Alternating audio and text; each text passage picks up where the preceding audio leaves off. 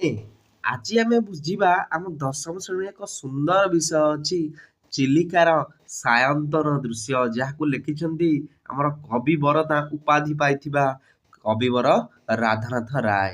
ପିଲାମାନେ ଏଇ ଚିଲିକାର ସାୟନ୍ତନ ମାନେ ହଉଛି ସନ୍ଧ୍ୟାର ଦୃଶ୍ୟ ହେଲା। ତାହେଲେ ଚିଲିକା ହଉଛି ଗୋଟେ ଖଣ୍ଡକାବ୍ୟ। ଏଇ ଖଣ୍ଡକାବ୍ୟରୁ ଏଇ ଚିଲିକାର ସାୟନ୍ତନ ଦୃଶ୍ୟ କିଛିଟା ଅଂଶ ବୁଝିହେଲା। ଚିଲିକା କାବ୍ୟର 583ରୁ 606 ପର୍ଯ୍ୟନ୍ତ ହେଲା ଏଇ ଚିଲିକାର ସାୟନ୍ତନ ବିଷୟଟିକୁ ଅଣାଯାଇଛି। ତାହେଲେ ପିଲାମାନେ ପ୍ରଥମେ ଆମେ ପଢ଼ିବା କବି ପରିଚୟ। ପିଲାମାନେ ଓଡ଼ିଆ ସାହିତ୍ୟର ଗୋଟେ ଜଣେ ମଉଡ଼ମଣି କହିଲେ ଆମେ ରାଧାନାଥ ରାୟଙ୍କୁ ଜାଣିବା। ଯେତେବେଳେ ଓଡ଼ିଆ ଭାଷାର ଲୋପ ପାଇବାକୁ ବସିଥିଲା ସେତେବେଳେ ରାଧାନାଥ ରାୟ ତାଙ୍କ ଲେଖନୀରେ ଓଡ଼ିଆ ଭାଷାକୁ ପୁଣି ଥରେ ପୁନଃ ଜାଗିତ କରିଥିଲେ। ଯେମିତି ତୁଳସୀ ଦୁଇ ପତ୍ରରୁ ବାସେ ସେମିତି ଛୋଟ ପିଲାଦିନୁ ତାଙ୍କର ଲେଖିବା ଶୈଳୀ ଏବଂ ପରିଚୟ ଦେବା ନିଜକୁ ପ୍ରକୃତି ମାଧ୍ୟମରେ ମୋର ଲେଖନୀ ମାଧ୍ୟମରେ ତାଙ୍କ ଛୋଟ ପିଲା ବେଳୁ ତାଙ୍କୁ କ'ଣ ପରିଲକ୍ଷିତ ହୋଇଥିଲା ତାଙ୍କ ଗୁଣ। ସେଥିପାଇଁ ତାଙ୍କୁ କୁହାଯାଏ ତୁଳସୀ ଦୁଇ ପତ୍ରରୁ ବାସେ ବୁଝିହେଲା। ତାହେଲେ ସେ ବହୁତ ଗୁଡ଼ିଏ ମଧ୍ୟ ଲେଖିଛନ୍ତି ଆମେ ଦେଖିବା ହେଲା। ଯେଉଁତକ ଇମ୍ପୋର୍ଟାଣ୍ଟ ଥିଲା ମୁଁ ତୁମକୁ କହିଦେଲି ପିଲାମାନେ। ଏଠି ଇମ୍ପୋର୍ଟାଣ୍ଟ ହେଉଛି ଚିଲିକାରେ ସାୟନ୍ତନ ଦୃଶ୍ୟ ଅଂଶଟି ଚିଲିକା ଖଣ୍ଡକାବ୍ୟରୁ ଆନିତ କରାଯାଇଛି। ଏଠାରେ ଆମର ସନ୍ଧ୍ୟାକାଳୀନ ଚିଲିକାର ମନୋରମ ଦୃଶ୍ୟକୁ ବର୍ଣ୍ଣନା କରାଯାଇଛି ଏବଂ କବି ସୂର୍ଯ୍ୟ ଆମର କିଏ? ବଳଦେବ ରଥ। ତାଙ୍କ ବିଷୟରେ ଆମେ ଆଗାମୀ ଏଇ ବିଷୟରେ ପଢ଼ିବା। ତାଙ୍କ ଗୀତାମୃତକୁ କେମିତି ସ୍ମରଣ କରାଯାଇଛି ଏବଂ ଜାତୀୟ ଭାବନାର ଉଦ୍ବେଳନ ଜୀବନ ପ୍ରତି ବାର୍ତ୍ତା କବିଙ୍କର ସୌନ୍ଦର୍ଯ୍ୟ ଚିତ୍ତବୃତ୍ତିକୁ ଏଠାରେ ପ୍ରକାଶିତ କରାଯାଇଛି। ତାହେଲେ ପିଲାମାନେ ବିଷୟଟିକୁ ଆମେ ଭଲ ଭାବରେ ବୁଝିବା। ଏକ ସୁନ୍ଦର ବିଷୟ ଇଏ। ତାହେଲେ ପ୍ରାଚୀ ମୂଳ ଏବେ ମୀନ ଯିବି ନାବେ ଛାୟାକାରେ ଚିତ୍ର ଦିଶେ ଠାବେ ଠାବେ। ପିଲାମାନେ ପଢ଼ି ବୁଝିବା ହେଲା। ପ୍ରାଚୀ ମୂଳ ଏବେ ମୀନ ଯିବି ନାବେ ବୁଝିହେଲା। ପିଲାମାନେ ପ୍ରାଚୀ ମାନେ କ'ଣ? ପ୍ରାଚୀ ମାନେ ହେଉଛି ଆମର ପୂର୍ବ ଦିଗ। ଖାତା କଲମ ଧରିକି ବସିଥାଅ, ଯେତିକି ବୁଝଉଛି ତାହା ଲେଖ। ପରୀକ୍ଷା ପାଇଁ ଆମର ଇମ୍ପୋର୍ଟାଣ୍ଟ କୋଶ୍ଚିନ୍। ପରୀକ୍ଷା ଦିନକୁ ଦିନ ଆମର ଷ୍ଟ୍ରିକ୍ଟ ହୋଇଯାଉଛି। ଆମକୁ ପାଠ ପଢ଼ିବାକୁ ପଡ଼ିବ, ଭଲ ରାସ୍ତାରେ ଯିବାକୁ ପଡ଼ିବ। ଏଇଠି ହେଉଛି ଏଇଟା ଜୀବନର ଶେଷ ଇଏ ନୁହଁ, ଏଇଠି ଜୀବନ ହେଉଛି ଆରମ୍ଭ। ଯେତେବେଳେ ତୁମେ ଯୁଆଡ଼େ ଯିବ ତୁମେ ଦେଖିବ ପ୍ରଥମ ଶ୍ରେଣୀ ମାର୍କ ମନେ ରହିନଥିବ, ସପ୍ତମ ଶ୍ରେଣୀ ମାର୍କ ମନେ ରହିନଥିବ, ଦଶମ ଶ୍ରେଣୀ ହାପି ହେଲେ କେତେ ରଖିଥିଲି ମନେ ରହିନଥିବ, କିନ୍ତୁ ଗୋଟେ ସେ ଦଶମ ଶ୍ରେଣୀ ବୋର୍ଡ଼ ଏକ୍ଜାମ୍ ମନେ ରହିଥିବ। ତେଣୁ ତା ପାଇଁ ଆମେ ଏଇ 10 ବର୍ଷର ପରିଶ୍ରମ ଏଇଠି ଦେବା। ଆଉ କିଛି 6-7 ମାସରେ ଅଛି ଆମ ଏକ୍ଜାମ୍। ତେଣୁ ପୁରା ଏଇଠାରେ ଆମେ ଯେତେବେଳେ ପୁରା ଜୀବନ ଦେଇକି ଆମେ ପରିଶ୍ରମ କରିକି ପଢ଼ିବା ତାହେଲେ ଆମେ ମାର୍କ ରଖିପାରିବା ଏବଂ ବାପା ମାଆଙ୍କ ନାଁ ରଖିପାରିବା ଏବଂ ଜୀବନରେ ବହୁତ ଆଗକୁ ଯାଇପାରିବା। ତାହେଲେ ଦେଖିବା ପ୍ରାଚୀ ମୂଳ ଏବେ ମୀନ ଯିବି ନାବେ ଛାୟାକାରେ ଚିତ୍ର ଦିଶେ ଠାବେ ଠାବେ। ତାହେଲେ ପ୍ରାଚୀ ମାନେ ହେଉଛି ଆମର ପୂର୍ବ ଦିଗ। ମୂଳ ମାନେ ପିଲାମାନେ ମୂଳ ଦୁଇ ପ୍ରକାର ଅଛି, ଗୋଟେ ହେଲା ଚେର ମୂଳ ଆଉ ଗୋଟେ ହେଲା ମୂଳ ହେଲା ନିକଟରେ। ମାନେ ପୂର୍ବ ଦିଗରେ ଏବେ ମୀନଜୀବୀ ନାବେ ମାନେ ମୀନଜୀବୀ ମାନେ ଯେତେବେଳେ ନାଁ ଧରିକି ଆସୁଥାନ୍ତି କୁଆଡ଼େ ଆସିଥାନ୍ତି ତାଙ୍କ ଘର ମାନଙ୍କୁ ହେଲା। ଦେଖ ବୁଝଉଛି ଛାୟାକାରେ ଚିତ୍ର ଦିଶେ ଠାବେ ଠାବେ। ପିଲାମାନେ ମୀନଜୀବୀ ମାନେ କ'ଣ? ଆମେ ଚିଲିକା କ'ଣ ପାଇଁ ଯାଉଛେ? ବୁଲିବା ପାଇଁ, କିନ୍ତୁ ସେମାନେ ଯାଆନ୍ତି ମାଛ ଧରିବା ପାଇଁ। ତାଙ୍କ ଜୀବିକା ସେଇଟା, ତାକୁ ନେଇକି ସେମାନେ ବଞ୍ଚନ୍ତି ଏବଂ ସେ ସମୁଦ୍ରକୁ ଡଙ୍ଗା ଧରିକି କ'ଣ ଯାଇଛନ୍ତି, ମାଛ ଧରିକି ଆସିଲେ ସକାଳେ ବିକିକି ତାଙ୍କ ପରିବାର ପୋଷିବେ କି ତାକୁ ଖାଇବେ ବୁଝିହେଲା। ତାହେଲେ ପ୍ରାଚୀ ମୂଳେ ଏବେ ମୀନ ଯିବି ନାବେ, ପୂର୍ବ ଦିଗକୁ ଦେଖିକି ହେଲା, ପୂର୍ବ ଦିଗ ନିକଟରେ ମୀନଜୀ ମାନେ ଆସୁଛନ୍ତି। ଛାୟାକାର ଚିତ୍ରେ ଦିଶେ ଠାବେ ଠାବେ। ଆମେ ଯେତେବେଳେ ପୂର୍ବ ଦିଗରୁ ଉଣ୍ଡୁଛେ ସେ ନାଁର ଛାୟାକାର ଚିତ୍ର ହେଲା, ଯେମିତି ସମୁଦ୍ରରେ ଦୋହଲି ଦୋହଲି ଭାସି ଭାସି ଆସୁଛି ତାହା ଆମକୁ ଦେଖାଯାଉଛି। ଛାୟାକାର ମାନେ ଛାଇ ଆକାରରେ, ଠାବେ ମାନେ ଠିକଣା ହେଲା। ମତ୍ସ୍ୟ ଧରି ସେହୁ ସମୁଦ୍ର ମୁହାଣେ ନିଜ ଗୃହ କଥା ଭାବି ଏକ ଧ୍ୟାନେ। ପିଲାମାନେ କ'ଣ? ମତ୍ସ୍ୟ ଧରି ସେହୁ ସମୁଦ୍ର ମୁହାଣେ। ପିଲାମାନେ ସମୁଦ୍ର ମୁହାଣେ ମାନେ ସମୁଦ୍ର ନଦୀର ମିଶ୍ରଣ ସ୍ଥାନ, ଯେଉଁଠି ସମୁଦ୍ର ଆଉ ନଦୀ ମିଶିଛି ତାକୁ ଆମେ ସମୁଦ୍ର ମୁହାଣ କହିବା।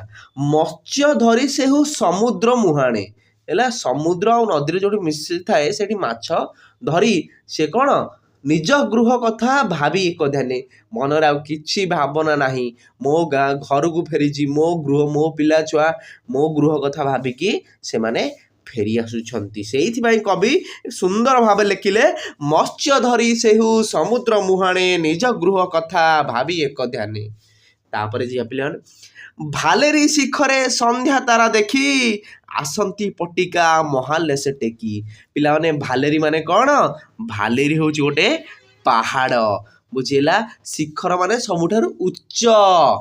ଭାଲେରି ଶିଖରେ ସନ୍ଧ୍ୟା ତାରା ଦେଖି, ପିଲାମାନେ ନା ସମୁଦ୍ରରେ ଜଣା ପଡ଼ିବନି କେତେବେଳେ ସନ୍ଧ୍ୟା ହେଉଛି, ତେଣୁ ସେ ଯେତେବେଳେ ସନ୍ଧ୍ୟା ତାରା ଦେଖିବେ, ଯଦି ଭାଲେରି ପାହାଡ଼ର ଶିଖର ଯେତେବେଳେ ସନ୍ଧ୍ୟା ତାରା ଦେଖିବେ, ସେତେବେଳେ ଆସନ୍ତି ପଟିକା ମହାଲେସ ଟେକି। ପଟିକା ମାନେ ପାଲ, ତାଙ୍କ ପାଲଟଣ ଡଙ୍ଗାକୁ ସେ ପୁରା ଟାଣି ଦେଇ ମହାଲେସେ ମହା ଆନନ୍ଦରେ, ମହାଲେସ ଅର୍ଥ ହେଲା ମହା ଆନନ୍ଦରେ ସିଏ ଘରକୁ ଫେରନ୍ତି। କେତେବେଳେ? ଯେତେବେଳେ ଭାଲେରି ଶିଖରେ ସନ୍ଧ୍ୟା ତାରା ଦେଖିବେ। କେଉଁମାନେ ଫେରି ଆସିବେ? ମୀନଜୀବୀ ମାନେ ଆସିବେ।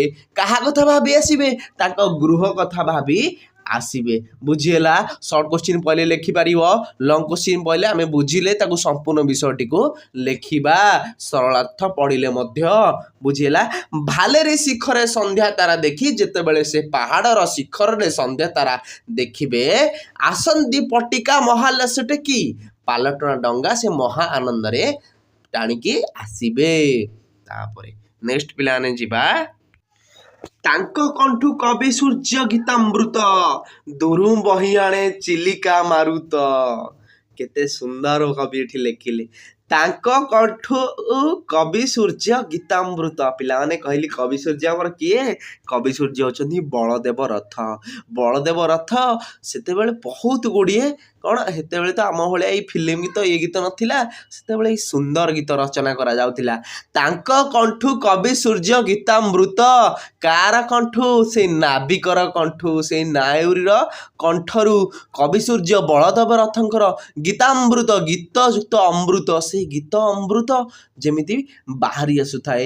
ଦୂରୁ ବହି ଆଣେ ଚିଲିକା ମାରୁତ, ମାରୁତ ମାନେ ପବନ, ସେ ଯେଉଁ ଦୂରରେ ଅଛନ୍ତି ହେଲା, ତାଙ୍କୁ ସେଠି ବହି ଆସିଲା ବେଳେ, ଯେତେବେଳେ ଆସିଲା ବେଳେ ଘରକୁ, ସେତେବେଳେ କବି ସୂର୍ଯ୍ୟଙ୍କ ଗୀତାମୃତ ଯେମିତି ବହୁତ ଦୂରରେ ଥାଏ ଏବଂ ତାଙ୍କ ମନକୁ ସାଙ୍ଗେ ସାଙ୍ଗେ ଆସି ହେରି ଯେତେବେଳେ ସେ ଘରକୁ ଫେରନ୍ତି। ଉଲ୍ଲାସର ଆତ୍ମା ପ୍ରାୟ ଗୀତ ତାନ, ହ୍ରଦ ନୀଳ ବକ୍ଷେ କରେ ଅଧିଷ୍ଠାନ।